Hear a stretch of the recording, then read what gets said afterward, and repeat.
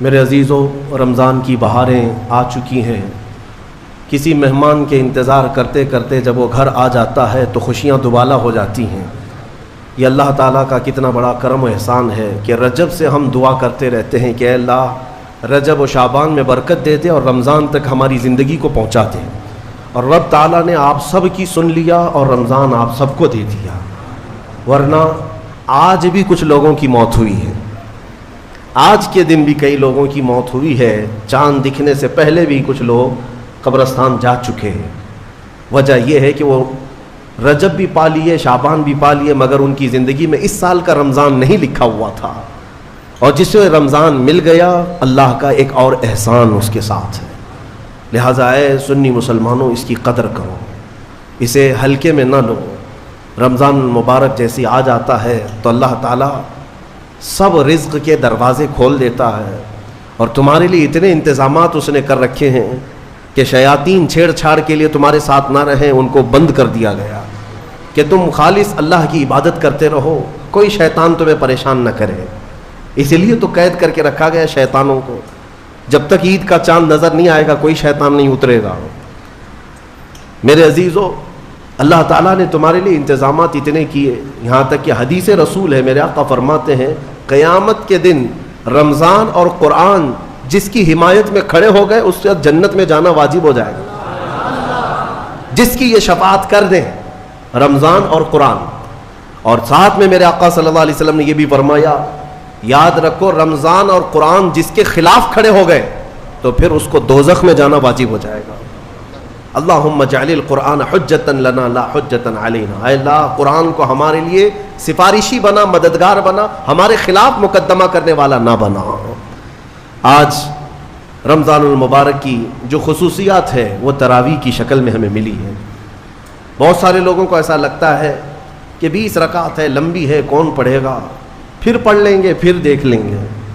جس کے اندر یہ سستی اور کاہلی آئی، یہ علامت میں بتا رہا ہوں آپ کو، علامت حدیث رسول ہے، نماز صرف منافق پر بھاری ہوتی ہے، مومن پر نہیں۔ مومن ہوگا تو نماز میں لذتیں محسوس کرے گا، منافق ہوگا تو اس کے لیے نماز اور بھاری ہوگی۔ ارے امام صاحب اتنی لمبی قرات کرتے ہیں، کھڑے ہیں تو کھڑے ہو گئے، رکوع میں جا ہی نہیں رہے، یہ کس کو بھاری لگتی ہے؟ جس کے اندر نفاق ہو۔ وَإِنَّهَا لَكَبِيرَةٌ إِلَّا عَلَى الْخَاشِعِينَ، آج ہم نے تلاوت بھی کیا اس آیت کو پہلے پارے میں۔ رب تعالیٰ فرماتا ہے یہ اللہ سے خوف کرنے والوں کے لیے نماز بھاری ہو ہی نہیں سکتی، منافقین کے لیے یہ بھاری ہے۔ قرآن میں ان کی صفت بیان کی اللہ تعالیٰ نے، منافقین جب نماز کے لیے کھڑے بھی ہوتے ہیں، یراؤن الناس، لوگوں کو دکھانے کے لیے کھڑے ہوتے ہیں، اور لوگوں کو دکھانے کے لیے کھڑے ہوتے ہیں، ان کا ایمان نہیں ہوتا کہ اس نماز سے کچھ ملے گا۔ اس لیے اپنی کیٹیگری چیک کرنے کا بھی یہ مہینہ ہے کہ ہم ایمان والوں میں سے ہیں کہ منافقین میں سے، کیٹیگری چیک ہو جاتی ہے۔ اس لیے ان کی اس رمضان کی صفوں کو خالی ہرگز ہونے نہ دینا، ورنہ نفاق کا دھبا لگ جائے گا۔ بہرحال ہم معمول کے مطابق تفسیر قرآن کو، جیسے ہر سال میری عادت ہے میں قرآن جو تلاوت کرتا ہوں اس کے کچھ گوشے آپ تک رکھنے کی کوشش کرتا ہوں۔ یہ اور بات ہے کہ 6 سال کے بعد اسی ممبر پر دوبارہ ہم تفسیر بیان کریں گے۔ اللہ تعالیٰ اس مسجد کو ہمیشہ شاد و آباد رکھے، ہم رہیں یا نہ رہیں یہ ممبر سدا سلامت رہے۔ اس ممبر کو تفسیر قرآن کے لیے خاص کیا گیا تھا، آپ سب کو پتہ ہے یہ تفسیر قرآن کا ممبر ہے، مولا تعالیٰ یہاں سے قرآن کی آواز ہمیشہ بلند فرمائے، اور آج دنیا میں اگر میری آواز گونجتی ہے تو اسی تفسیر کی برکت سے ہے۔ مجھے کوئی اور مقام یا جو کچھ بھی آواز میں اللہ نے عطا کیا ہے وہ اس تفسیر قرآن کی برکت ہے۔ ہم نے اپنی آواز کی ابتدا یا امت کو جھنجھوڑنے کی ابتدا اسی ممبر سے کیا تھا۔ یہی ممبر ہے، وہ یہ تاریخی ممبر ہے، اللہ تعالیٰ اس کی برکتیں ہم سب کو عطا فرمائے، اور مجھے یقین ہے کہ اس ممبر میں وہ اثر ہے کہ اچھے اچھوں کے چولہے ہل جاتے ہیں۔ یہ ممبر رسول پاک صلی اللہ علیہ وسلم کی نیابت کا ممبر ہے، ہاں صرف اس کو لکڑی کا ممبر نہ سمجھیں، یہ رسول اللہ کا ممبر ہے جہاں سے حدیث رسول سنائی جاتی ہے، جہاں سے اللہ کے کلام کی تفسیر ہوتی ہے۔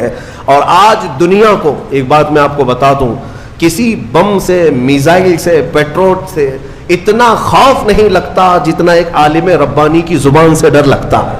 وجہ یہ ہے کہ دنیا کو پتا ہے کہ سارے بم اتنا کام نہیں کرتے جتنا ایک عالم کی زبان کام کرتی ہے۔ ہاں، میں یہ زبان اس لیے کہ اللہ تعالیٰ ان زبانوں سے امتوں کے دل میں انقلاب پیدا کرتا ہے۔ اللہ تبارک و تعالیٰ ہمیشہ وہ برکت ہمیں عطا فرمائے۔ آج قرآن کی جو تلاوت ہم نے کی ہے وہ سورہ بقرہ، سورہ فاتحہ کے بعد پہلی سورہ قرآن میں سورہ بقرہ ہے۔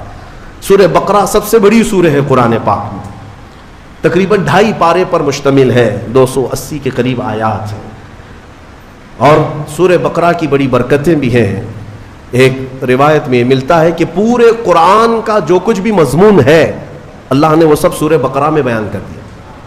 پورے قرآن میں جو کچھ بھی ہے وہ سورہ بقرہ میں، اور جو سورہ بقرہ میں ہے وہ سورہ فاتحہ میں، پورا سورہ فاتحہ میں ہے۔ اور اسی کو مولا کائنات علی مرتضیٰ نے فرمایا کہ اگر میں سورہ فاتحہ کی تفسیر لکھنے بیٹھ جاؤں تو 70 اونٹوں کو بوجھل کر سکتا ہوں۔ کیوں؟ اس لیے کہ سورہ فاتحہ ہی قرآن کا نچوڑ ہے، قرآن کا خلاصہ ہے۔ بہت ساری آیتیں ہیں تفسیر بیان کرنے کے لیے، وقت اتنا نہیں ہوتا، مختصر سی چند چیزیں آپ کے سامنے رکھتے ہیں۔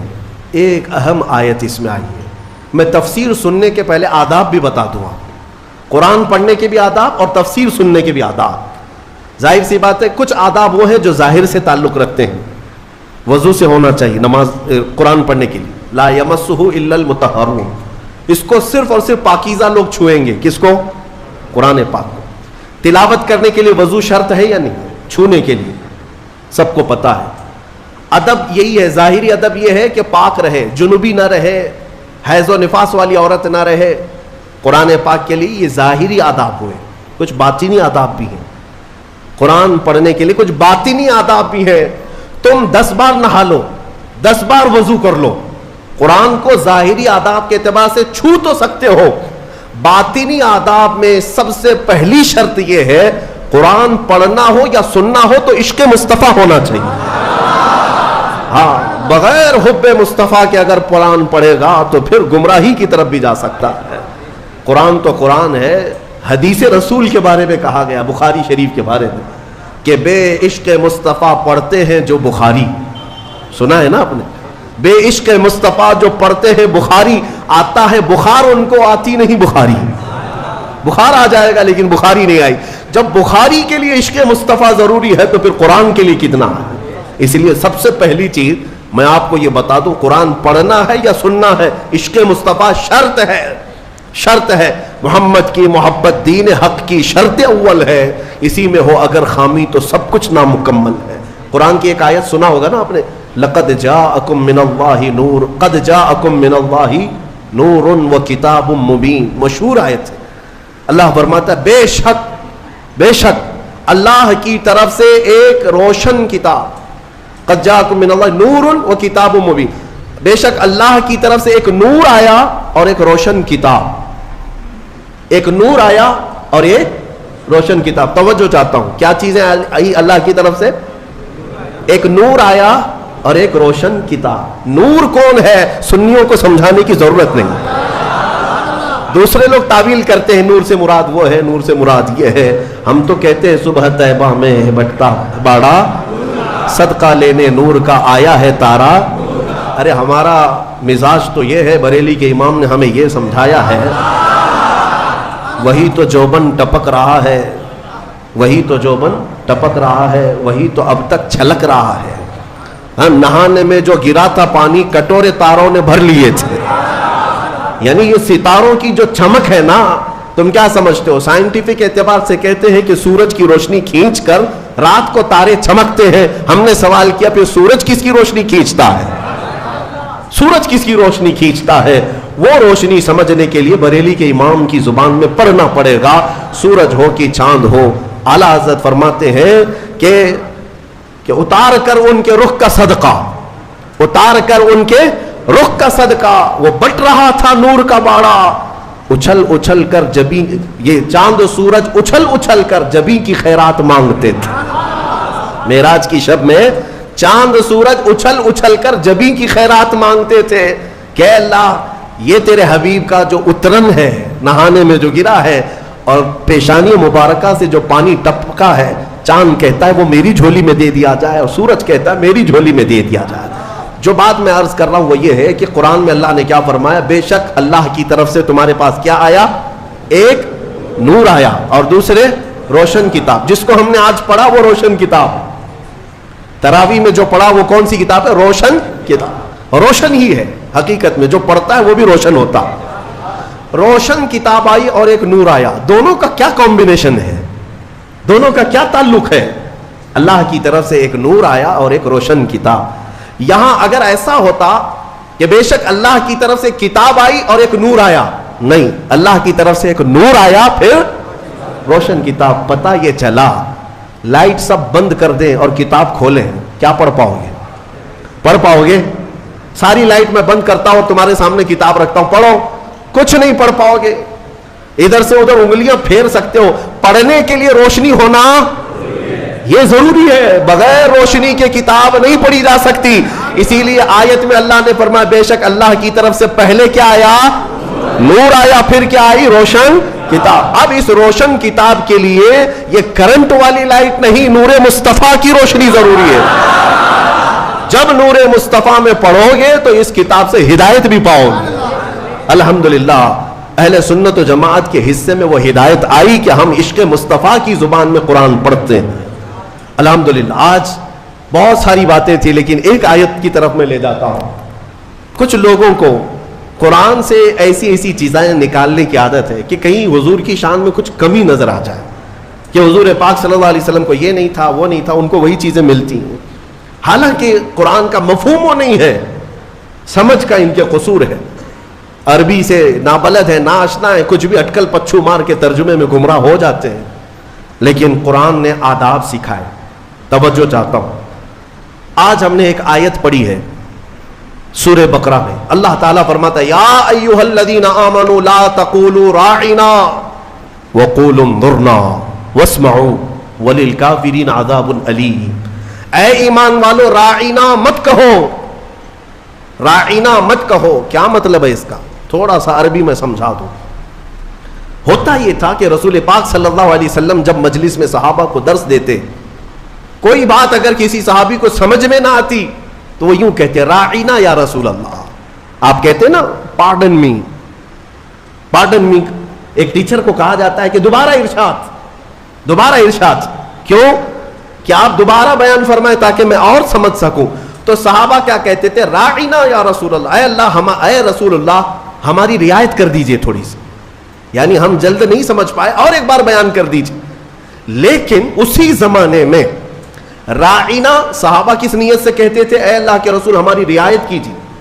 اسی زمانے میں یہودیوں کی زبان میں راعینا کا ترجمہ غلط تھا۔ راعینا کا مطلب ہوتا تھا ہمارا چرواہا، ہمارا چرواہا۔ تو ہوتا یہ تھا کہ صحابہ کہتے تھے راعینا یا رسول اللہ ہماری رعایت کر دیجئے اے اللہ کے رسول۔ یہودی جو سنتے تھے تو مذاق اڑاتے تھے، دیکھو مسلمانوں کو اپنے ہی نبی کو اپنا چرواہا کہتے ہیں، اپنے ہی نبی کو اپنا چرواہا کہتے ہیں، وہ ٹھٹا مار کر کے ہنستے تھے، مذاق اڑاتے تھے۔ لیکن مجھے بتاؤ میرے عزیزو، کسی صحابی کے دل میں یہ نیت تھی؟ ان کے خواب و خیال میں بھی یہ گمان نہیں کہ ہم حضور کے بارے میں ایسا سوچیں، لیکن وہ اپنی زبان میں کہہ رہے تھے۔ لیکن دیکھیں قانون خداوندی کو، اللہ نے اس لفظ کو بھی منع کر دیا جس کا معنی کسی بھی زبان میں الگ آ سکتا ہو، وہ جملہ میرے نبی کی شان میں بولا ہی نہ جائے، بولا ہی نہ جائے۔ اور عام لوگوں کو نہیں، امت میں اگر سب سے اچھے لوگ کوئی تھے تو رسول کے صحابہ تھے۔ ان کو اللہ نے تنبیہ کرتے ہوئے فرمایا اے ایمان والو آج کے بعد سے راعینا نہ کہو، جب اگر دوبارہ کہنے کی بات آئے حضور کی بارگاہ میں تو کیا کہو؟ اللہ نے وہ بھی سکھایا، کہو وقول انظرنا، یوں کہو نظر کرم فرمائی، اللہ نظر کرم فرمائیے۔ ایسا لفظ استعمال کرو نبی کی بارگاہ میں جس کا کوئی بھی کوڑھی دوسرا ترجمہ کر بھی نہ سکے۔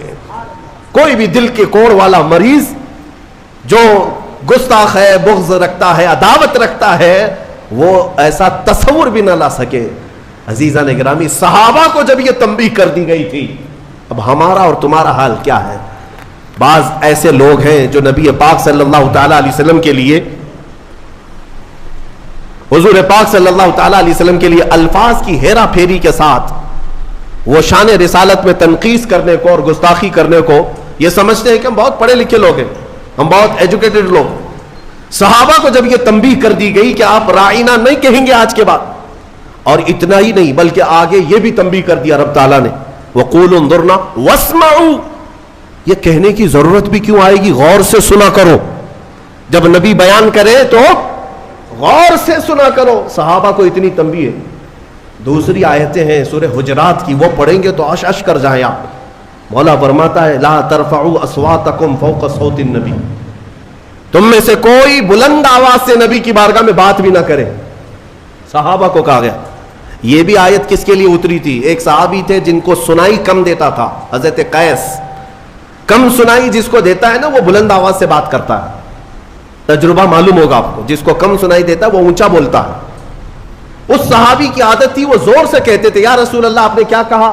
مولا کو یہ بھی پسند نہیں تھا، عتاب نازل فرمایا کہ اگر تم نے بلند آواز سے بات کی میرے نبی کے دربار میں، جتنے اعمال تھے اب کے سب ضائع ہو گئے، سب ختم ہو گئے۔ ان تحبط اعمالکم وانتم لا تشعرون، تمہیں گمان بھی نہیں ہوگا، تمہیں پتہ بھی نہیں چلے گا، سارے اعمال ضائع کر دیے جائیں گے۔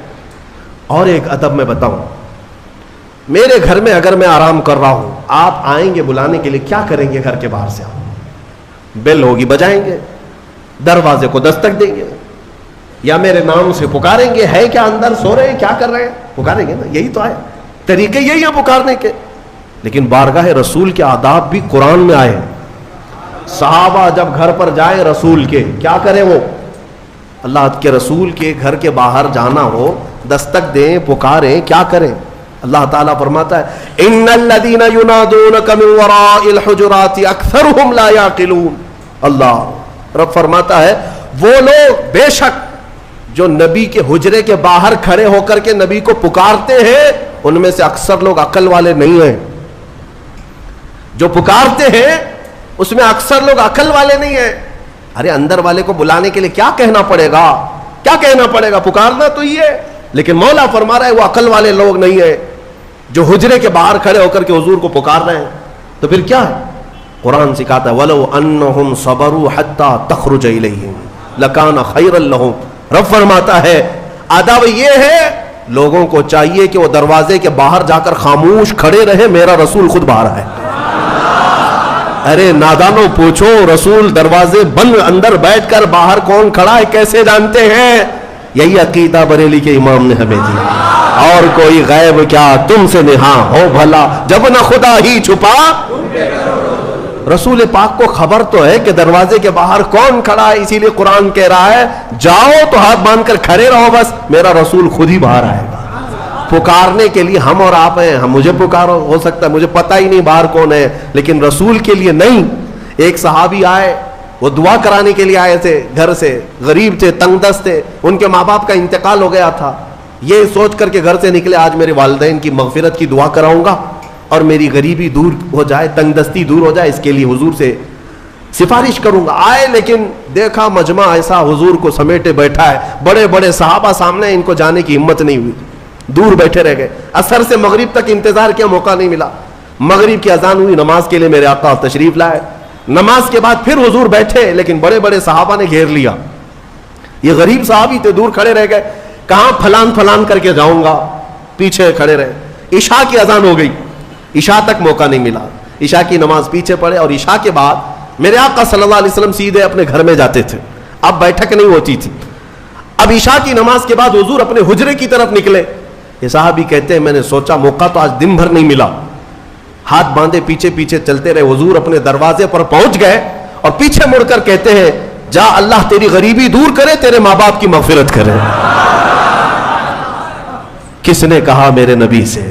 کس نے کہا؟ میرے عزیزو، اسی لیے تو ہمارا عقیدہ یہ ہے کہ وہ دلوں کی بھی سنتے ہیں، اس کی بھی سنتے ہیں جسے بولنا نہیں آتا۔ وہ لکڑیوں کی جب سنتے ہیں، ہرن کی جب سنتے ہیں، تو امتیوں کی کیوں نہیں سنیں گے؟ ہم یہاں سے پکارے وہ وہاں سے سنے، مصطفیٰ کی سماعت پہ دور و نزدیک کے سننے والے وہ کان، کان لالے کرامت پہ۔ اسی لیے سنیوں میں کہتا ہوں کہ تفسیر بھی سننا ہو تو عشق مصطفیٰ کے ساتھ سنو. مزہ ہی کچھ اور ہے کہ اپنے نبی کو چھوڑ کر محفل کون سی ہوتی ہے. رسول جس محفل میں نہ ہو تو محفل کہاں ہے, اسے محفل